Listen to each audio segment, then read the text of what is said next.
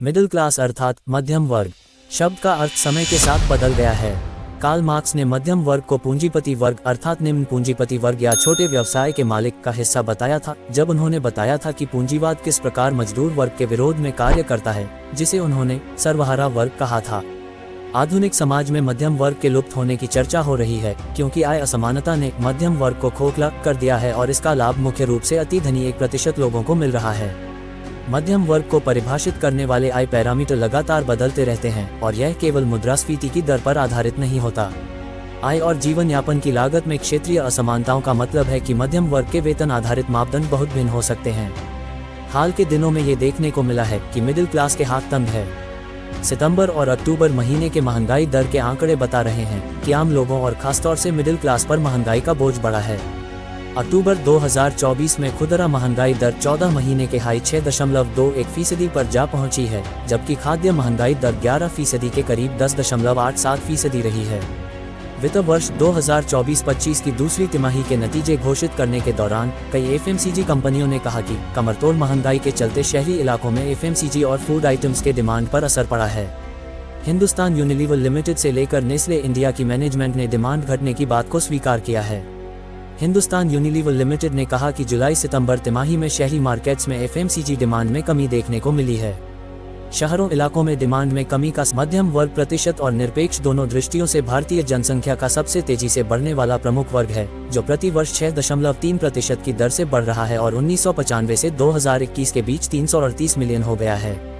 यह अब जनसंख्या का 31% है और 2021 तक इसके 38% और 2047 में 60% होने की उम्मीद है।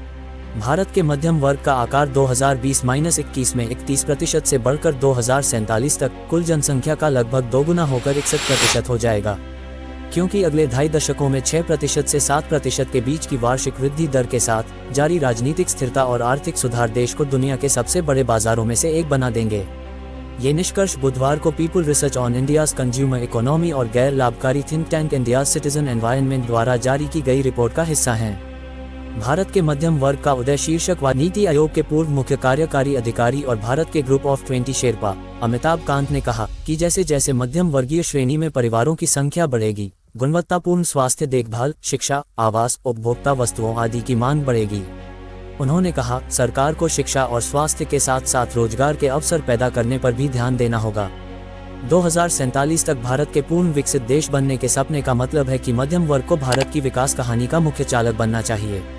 भारत सरकार ने समय समय पर मिडिल क्लास को कई तरह से राहत देने के लिए योजनाएं चलाई हैं, पर जमीन तौर पर ये सब कार्यरत नहीं हैं। इंश्योरेंस से लेकर एजुकेशन तक हर क्षेत्र में टैक्स के बोझ से जेब में पैसे नहीं बचते हैं। अपना घर लोन में, गाड़ी लोन में, शादी लोन में, बच्चे लोन में, एजुकेशन लोन में, इसके अलावा दवा और खाना के लिए उधारी करनी पड़ती है। सरकार को कड़े कदम उठाने की सख्त जरूरत है। मिडिल क्लास पर रविश कुमार जी ने कुछ इस अंदाज में तंज कसा। क्लास को क्या हो? क्या मिडिल क्लास मुरझाता जा रहा है? वो कमा नहीं पा रहा, खर्च करने के पैसे नहीं है, कहीं नजर नहीं आ रहा। पिछले 6 महीने से अखबारों में तरह तरह के आंकड़े छप रहे हैं।